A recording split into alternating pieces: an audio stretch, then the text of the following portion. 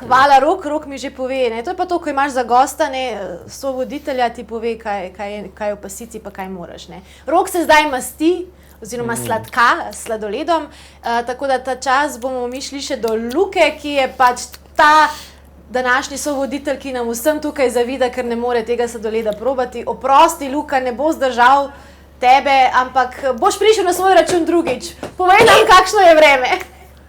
A ja, Luka, še to ti lahko povem, prosim. Še tako me buši malo pup. Ampak v malinah so tevne peške, ki jih ti ne maraš. A, peške so v maline, ok, v redu, pa tudi... Lej, nič ne zamujaš. Če ga ne, no, nič ne zamujam, ok. Bom že sam premeril, zdaj pa na vreme, da ne zamudimo vremena. Napoved za Slovenijo, danes bo pretežno jasno, čez dan bo pihal jugozahodni veter. Proti večeru je predvsem v gorskem svetu možna kakšna nevihta, zato se primerno pripravite. Najnižje jutranje temperature so bile tja od 13 pa do 20 stopinj, ob morju okoli 22, najvišje dnevne bodo pa od 29 pa vse tja do 34, na jugovzhodu do 36 stopinj. Vroče bo. Jutri bo po večini sončno, popoldne in zvečer bodo predvsem na severozahodu nastali krajevne nevihte. Najnižje jutranje temperature bodo od 16 do 21, najvišje dnevne pa od 26 do 32 stopinj. Jutri bo v krajih severo od nas nekaj več neviht, drugod pa bo še sončno in vroče. Pa še obeti, v soboto bo na Primorskem pretežno jasno. Prehodno bo zapihala šibka burja, drugod bo sprva zmerno do pretežno oblačno, čez dan pa se bo zjasnilo. Predvsem v hribih severne Slovenije bo možna kakšna ploha ali nevihta. Vročina bo nekoliko popustila. V nedeljo bo dokaj sončno. Verjetnost popoldanskih neviht bo pa majhna. No, čeprav mislim, da bi si vsi želeli kakšen osvežujoč dež, tako da tudi, če ne bo tako majhna. No, jaz bi rad, da me malce zmoči hladen dež. Opozorila, predvsem danes bo po nižinah sredi dneva in popoldne še velika toplotna obremenitev in kot vas vedno svarimo, primerno se pripravite. Kakšen klobuk, slamnik na glavo, sončna krema ni odveč, pa seveda ne zadržujmo se predolgo časa na soncu in pa voda, hidracija je še kako pomembna. Vem pa, da je dobro hidriran naš Rok, ki je zdaj pojedel še ves sladoled, ki je ostal v studiu. Tako da hvala, lepo se mejte, zabavite se z Rokom, ja, kaj zanimivega ga vprašajte. Vidim, da tudi Roku že deluje ta vročina na frizuni. Jaz tudi razstajam vedno bolj kodrast, ampak Roka je pa že tako skodran, mu pa zdaj sploh po konci stoji. Luka, sicer pa, če bi rad dež, greš lahko po umetni dež na Prešernov trg, če bi rad. Je že postavljen. Je že postavljen. Imenitno. Območje z lastnim vremenom. Tam se pa rad malce osvežim kdaj. Imenitno. Pa še prijeten intervju z Rokom želim. Hvala, Luka, in se gledamo prav kmalu. Ja, Luka zdajle zavida Roku tale sladoled. Jaz ga pa ne moram več. Kako ne moraš več? Lačen Luka pa strada. No, skratka, z nami tukaj v studiu je zdaj Rok Škrlep, stand-up komik, improvizator, bivši voditelj Ljubljana TV, novi voditelj oddaje, za katero ne vem, če jo smemo omeniti, ker ni na Ljubljana TV, skorajšnji zgodovinar in kar sem ugotovila pred kratkim, prebrala falirani študent novinarstva celo. Ja, tudi jaz se mi ne opazi. Mislim, verjetno se mi opazi, da sem falirana. No, ti piše, da si faliran študent novinarstva. Ja, no, pa se sem nekaj novinarskega dela tudi tukaj opravljen. Tudi tukaj sem pa kaj dokazal, zakaj sem faliran. No, ne. Vedno znaš izvrstno iz faliranosti narediti nekaj lepega. Ja, to je eno od tvojih, v bistvu, eden od tvojih talentov, ne? Ja, recimo, mislim, jaz je tako nekako že vzpostavim z ljudmi tak odnos, da če kdaj kaj kiksne, da si rečejo, sej je Rok, sej je v redu. Da ne pričakujejo preveč, to je veliko bolj. Ker če so nizka pričakovanja, potem jih hitro dosežeš, ne, in hitro presežeš in so ljudje hitro Ja, in so tako, bravo, danes pa nisi pozabil na to. In je tako, a bolj znajo ceniti te stvari. Danes pa nisi pozabil, ne vem, ključev ali pa recimo. No, glih danes sem jih, ampak tako, če jih ne bi. Mogoče, ker si prej naredil sladoled, ne? Eno tako klasično vprašanje, ki veliko pove o človeku. Vanilija ali čokolada? Vanilija. Zakaj? Ne vem, mogoče je to ena stvar navade. Čeprav v zadnje čase, v otroštvu sem vedno, čokolade nisem enkrat naročil. Ne vem, ja res, vedno vanilijo. Sam zdaj pa recimo, ko imaš te ta hude neke magnume, pa triple čok, pa ne vem te, zdaj mi pa kar čokolada že malo bolj paše. Odlično. No, to je bilo zdaj samo za uvod, zdaj pa gremo k resnim temam. No. Da te res malo spoznamo, pa spoznamo to, kaj počneš še izven Ljubljana TV, ne, ki zdaj ne bo več tvoj dom, nažalost. Ti si se v bistvu odločil najprej za študij novinarstva, potem pa presedlal na zgodovino. Kaj bo trovalo temu? Ja, nasploh sicer študij novinarstva je bil tako dosti širok, ampak precej splošen.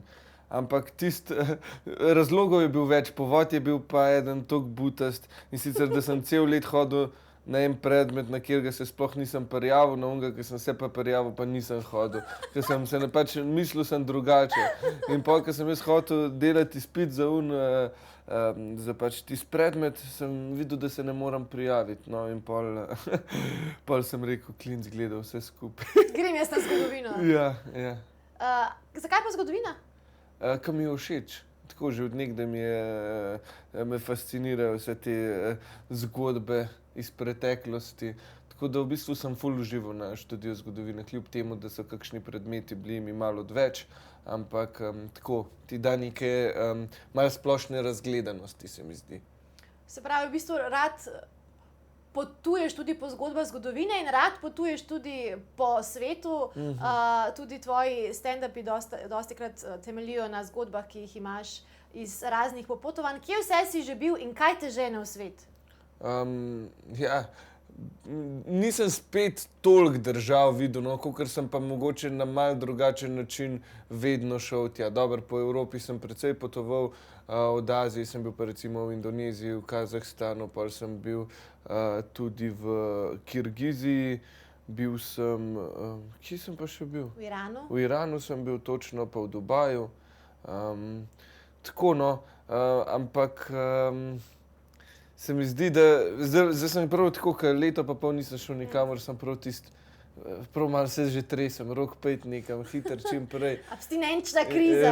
Res. Kaj me žene? Zdi se mi, da z vsake kulture lahko izvlečemo nekaj dobrega, nekaj dobro. Razlikujemo se v marsičem, ampak kamorkoli gremo, lahko iz njihove kulture res poberemo tiste najboljše lastnosti, pa naj bo to gostoljubnost, naj bo to pač samo drugačen pogled na svet, naj bo to neka skromnost, naj bo to neko sobivanje različnih ver, ras in tako naprej. Tako da, v Ameriki sem tudi bil, no pa v Kanadi. Ampak tako no, se mi zdi, da en tak pregovor, ki mi je zelo všeč, je, da je življenje kot knjiga in tisti, ki ne potuje, je prebral samo eno stran.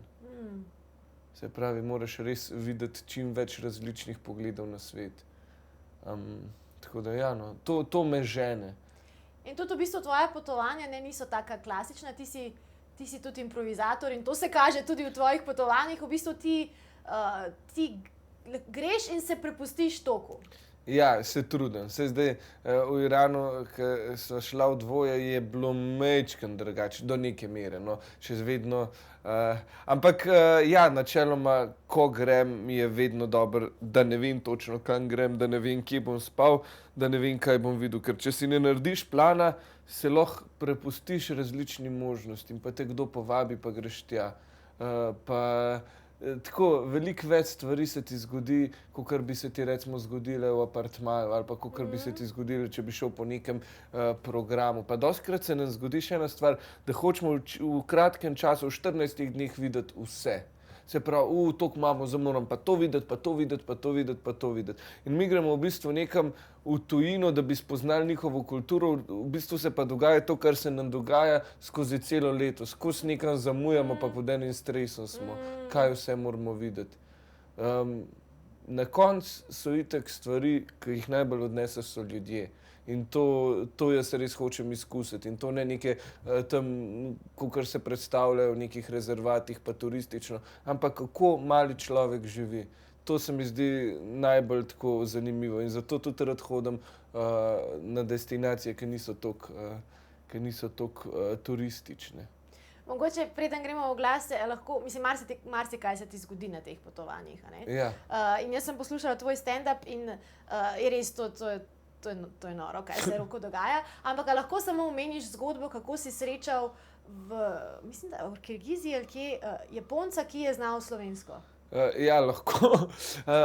Ja, to je bilo v bistvu na maršrutki, se pravi temi kombiju, ki sem se vozil iz Kirgizije v Kazahstan. In to je bil v bistvu, bom poslal med oglasi v režijo, mogoče si lahko to še ogledamo. Ampak fora je bila, da v bistvu tam srečam enega Japonca, malo začnemo pričati, on je nek profesor, prav, da je malo debatka, jaz povem, da sem iz Slovenije, se zmenimo, gremo zvečer na pivo. In mi tam sedimo pa v neki kazahstanski kafani, pijemo pivo in po 3 pirih ta Japon začne v polomljeni primorščini govoriti. In jaz nisem še nikoli zadev na jackpot, ampak to je bilo presnet blizu. In ja, vedno zdaj, ko sem slabe volje, pogledam ta posnetek, ker tako se prav te občutki. Točno je še primorščine, ne samo ker točno te občutkov se spomnim, ker marsikaj te lahko šokira, sam takrat sem pa malo mislil, da se mi meša. Ampak še dobro, da imaš ta posnetek, da veš, da je dejansko se to zgodilo. Ja, da se ti ni zmešalo. Ja. Hvala, Rok, za enkrat. Mogoče res, če bo režija prav čas dobila ta posnetek, si ga tudi mi ogledamo, da še mi vidimo, ne, kako to izgleda, ko na avtobusu iz Kirgizije v Kazahstan srečaš Japonca, ki govori slovensko, polomljeno slovenščino s primorskim naglasom. Mi se gledamo pa po oglasih, se gledamo. Dobrodošli nazaj in mi še vedno predstavljamo našega Roka Škrlepa, ki se z današnjim dnem tudi poslavlja iz Ljubljane TV in vsi ga bomo pogrešali. Kakšni so občutki, Rok? Ne vem, drugače sploh ne dojemam še čist. Mogoče, ker sem majčkeno neprespan, ampak ker sem nekako malo razmišljal o tem, da bom šel, hkrati sem bil ful vesel, ker se mi itak ena nova možnost odpira, po drugi strani pa kar tako malo žalosten, ker Ljubljana TV mi je res dala ogromno, tako izkušenj o tem, kako se znajde, tudi če ne gre vse po planu, ali pa tudi dala mi nekako vpogled v to ljubljansko dogajanje, ljubljanskih obrazov. Res sem dobro spoznal Ljubljano in njene ljudi, ne. Tako da... V bistvu taki grenko sladki občutki. Res, ja, res. In verjetno ne dojemam, sam mi bo pa kar verjetno malo težko zdaj, ko bom malo začel razmišljati za nazaj. No. Mogoče pa pol prideš še vedno lahko kdaj nazaj kot gost, ne, če boš imel spet kakšen projekt to pa z veseljem. Za predstaviti. Drugače prej sem omenjala en video, ki ga nismo uspeli zrihtati, ne, s tistim Japoncem, ki ga je srečal Rok, tako da si boste morali ogledati kak Rokov stand-up, kjer včasih predvaja tudi ta video. Ja, zdaj bom prav odločil sem se, da bom začel spet predstave furati v živo. No. Zaradi tega, ker toliko je bila dobro sprejeta ta predstava Svetovne fore, da mi je bilo prav škoda, da ne bi. Pa tako ljudje prihajajo do mene, pa sem rekel, dej pa bom. Bomo videli, kakšen bo odziv, 1, 2, 3 naredimo, pa če bo šlo, bom šel pa še naprej. Od kdaj pa je že stand-up del tvojega življenja in kako je prišlo do tega, da si iz improvizacije šel v stand-up? Ja, tako. Z improvizacijo sem se začel ukvarjati tam leta 2011.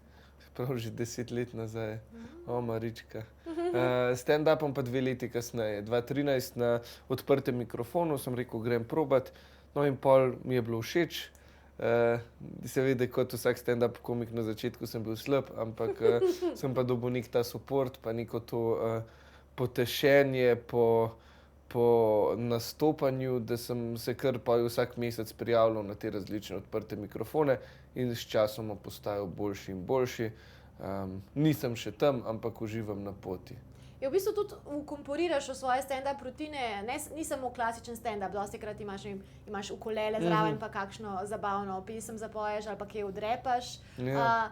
A je to nekaj, kar publiko še potem posebej pritegne, ne? Ker so različne zvrsti notri? Ja, jaz mislim, da ja. No. Tudi tako zdaj, recimo, ko je bila korona, pa ko sem imel prek spleta, sem poskušal malo več, se pravi, ne vem, ali kakšni PowerPoint, kakšni grafi, tako da je malo razbiješ. Kar se pa tiče teh komadov in ostalega drugačnega, ne klasičnega stand-upa, se mi zdi pa v bistvu, da je fino, ker imamo ljudje tako fokus nekaj do 20 minut govorjenja in se mi zdi,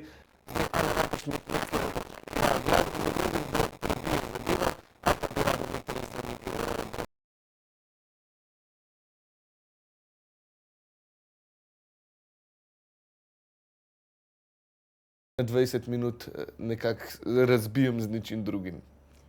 S kakšnimi vložki takole. Ja. Pa sicer, kaj ti je največji navdih pri stand-upu, iz česa črpaš in kakšen bi rekel, da je tvoj stil tudi? Dobro vprašanje, no. Načeloma imam tak stil, dosti clean humor imam, načeloma čist humor, se primerjam precej za vse publike, no. Ampak navdih pa ponavadi jemljem tako, ko vidim neko stvar v svetu, pa si rečem, kako je to, zakaj smo mi to, ljudje ali pa človeštvo, zakaj smo to delamo tako, kot delamo. In potem poskušam tudi predstaviti na kar se da bizaren način, da nekako vsi uvidijo, malo za trenutek stopijo v mojo glavo, kako jaz stvari vidim. No. Da jim predstaviš skozi komedijo svoj pogled na svet in situacije. Zdaj lahko malce spremljamo tudi eno od teh točk, ki so strateško na 20 minut dane v stand-up. To mislim, da je ironija komad. Ja, ta je edin zdaj tako, da sem ga malo bolj objavil. Grem pa ravno jutri bom snimal nov komad, komičen. To smo se že pogovarjali. Instagram Babi! Ja.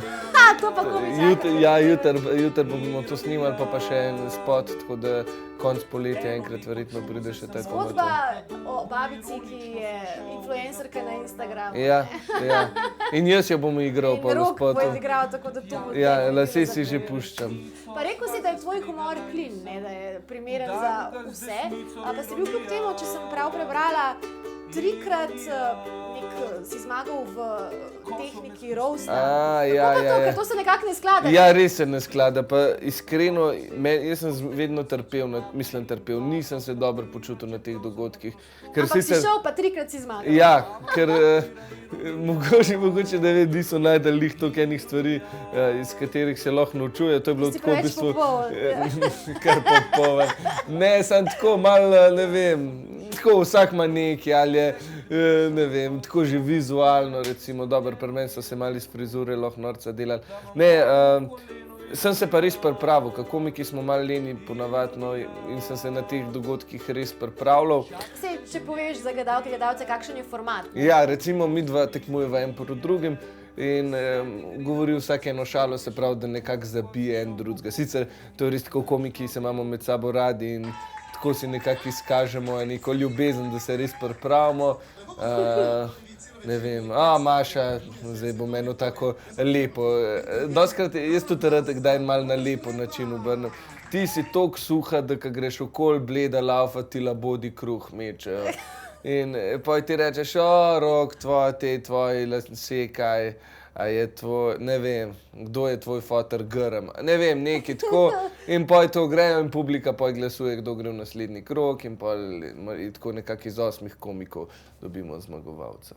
In ti si 3-krat zmagal. Ja, zdaj pa 2-krat nisem več, 2-krat sem zdaj v finalu zgubil, 5-krat smo jih. Tik pred koncem. Ja, ampak, ja no, mi je bilo kar fino.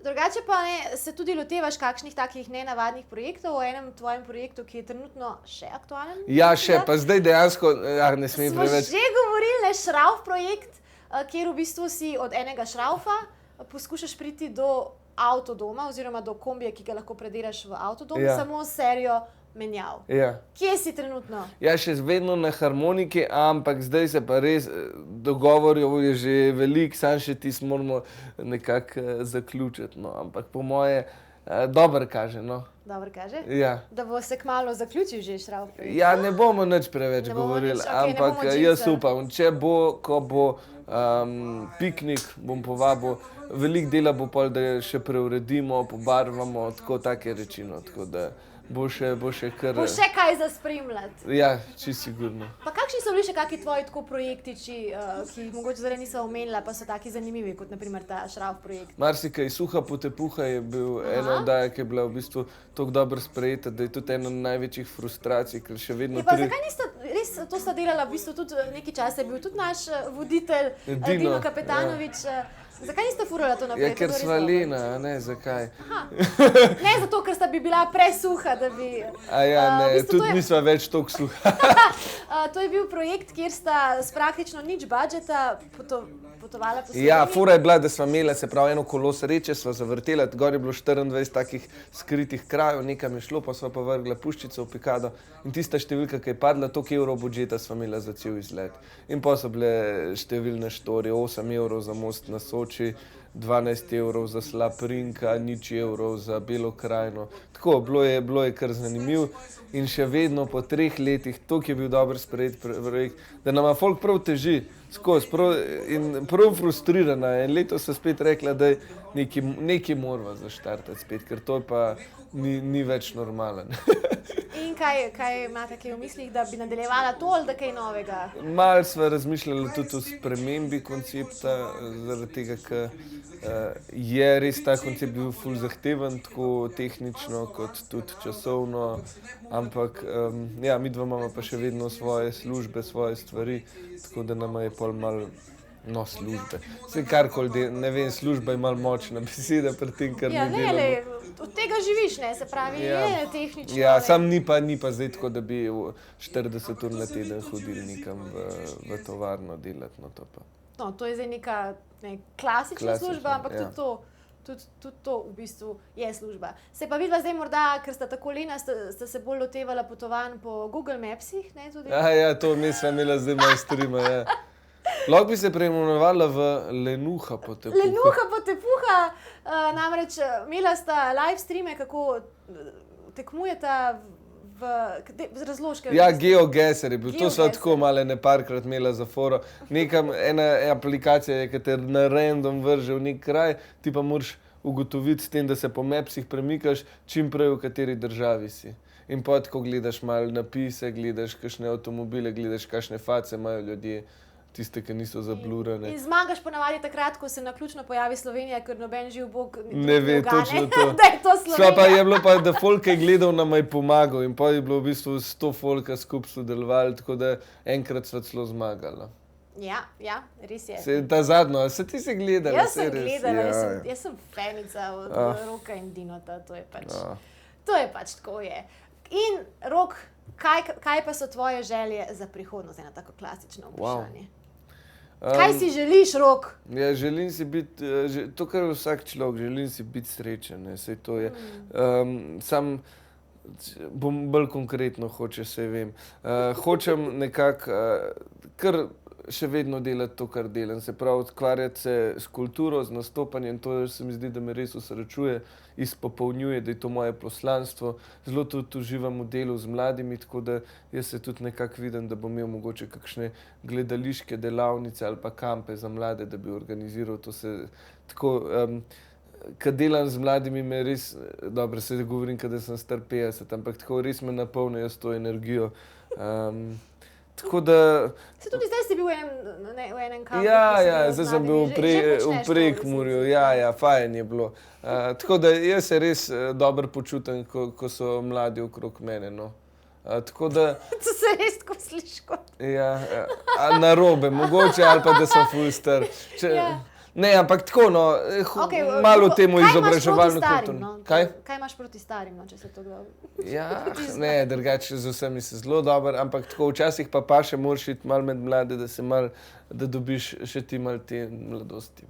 Česa se pa Rok Škrlep boji? Marsič. En strah, ki me pogosto preplavlja, je strah pred minljivostjo, kar je čist čuden. Ja, in minila je zdaj tudi tale. Časa je konec, tako da ne povej do konca, to povej do konca. Ja, samo to bomo zdaj na taki čudni noti zaključili. Ja, le bomo. Ampak včasih, ko se tako se stresam, pa razmišljam pismo, mene čez toliko pa toliko let ne bo več. Kaj bo potem? In je tako, kar je minljivost je v bistvu poj, ko razmišljaš logično, je naša največja cena, naša največja vrednota. Hvala Bogu, a ne tako res, če ne bi bili minljivi, to bi bil tako žalosten svet. In, vse, kar počnemo, ne bi imelo takšnega pomena. Ja. In res je zato čuden, da se v bistvu najbolj se bojim svoje največje vrednosti. To včasih me res kar strese, pa me kar začne dušiti. Tak strah. Lahko pa še en malo bolj tak prijazen strah povem. Strah pred nakupovanjem. Res, ko sem v shopping centru, to se združi pa takrat s strahom, z minljivostjo. Ko prav tako vidim Murco, ko mi tako časmi... Že je rekel, to imajo Gorencija, kaj? Ja, tudi, mogoče tudi. To je fair point.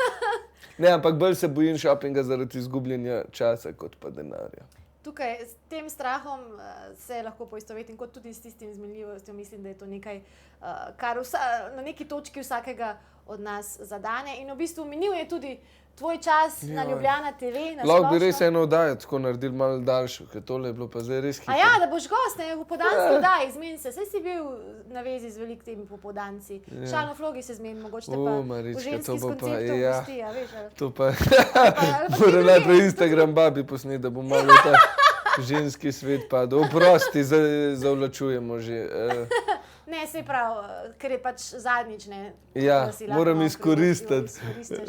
Hvala, Rok, ker si bil naš sodelavec, veliko si nam dal, veliko smo se tudi mi naučili od tebe in pogrešali bomo to tvojo iskrivo energijo in res, no, jaz mislim, da govorimo o imenu vseh, no.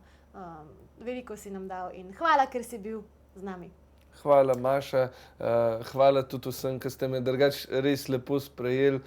Pa kljub mojim, kot smo že rekli, ne malim pomanjkljivostim, zelo potrpežljivo stalo ob strani, no tudi ne zdaj sam ti sodelavci, ki jih vidimo tukaj, ampak tudi recimo Monika je verjetno izgubila marsikateri živc zaradi mene, ko nisem prebral dispozicije, tudi verjetno direktorica, ko se kaj nisem javljal ali pa kaj tacga.